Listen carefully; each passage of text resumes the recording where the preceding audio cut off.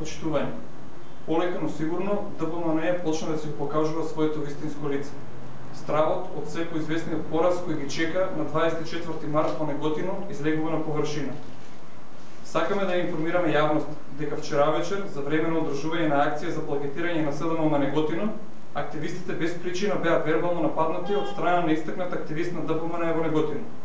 Кон младите социјалдемократи беа искажани многу повредни зборови, цовки, навреди и закани. Ситуацијата да биде уште полоша, споменатиот активист, кој на јавност е познат по тоа што претходно имал неколку кривични дела, физички ме нападна мене како председател на ЛКСДМ Неготино.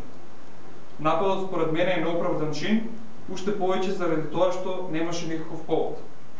Сакаме само едно да порачаме. Покрај сите притисоци кои секојдневно ги трпиме, обстојуваме на нашиот пат. Цврсто газиме кон целото.